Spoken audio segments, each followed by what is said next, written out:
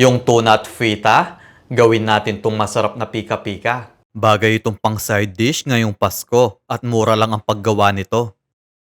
Gagamit tayo ng isang latang tuna. Bale, i-drain lang natin to. Kahit anong brand, pwede nyong gamitin dito. Guys, heto yung non-stick pan ko. Sa mga gustong umorder, pumunta lang kayo sa TikTok ko at i-click nyo yung pangalawang video. Next, igisa na natin yung isang pirasong sibuyas.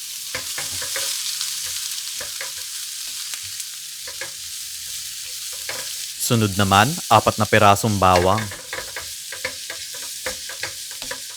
And then, ilagay na din natin yung tuna. Delata na lang ang ginamit ko para mas makamura.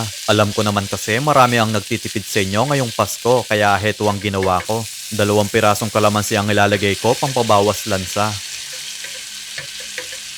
2 kutsarang oyster sauce. Paminta at asin pampalasa. So, i-mix lang natin tong mabuti.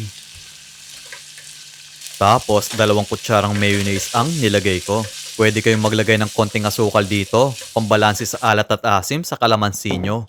Guys, 3 itlog ang gagamitin ko. Hindi kayo mabibitin dito dahil hindi lang 2 yung itlog ko, kundi 3 po ito.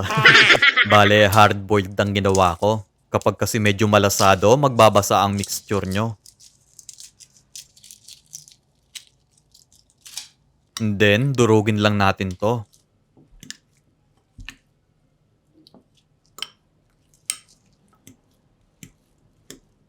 Tapos, 3 kutsarang mayonnaise ang nilagay ko. Maglagay din tayo ng asin at paminta pampalasa. Pasensya na guys kung ngayon lang ako nakapagluto ng recipe na pang Pasko.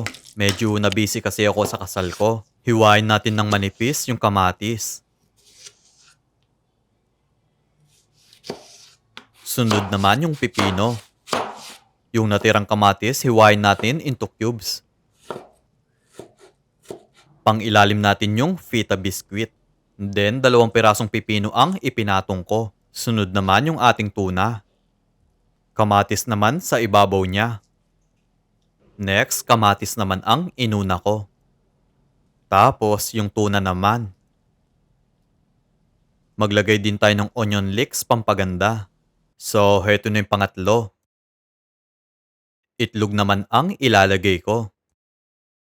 At budburan lang natin ng spring onion pampaganda. O di ba kahit mura, masarap siya. So yun guys, nakaluto na tayo. Kaya naman, tikman na natin to. Try muna natin tong itlog.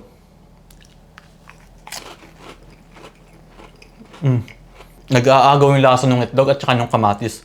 Masarap siya tapos crispy pa. Next, try naman natin yung tuna na may kamatis. Subukan naman natin itong may pipino.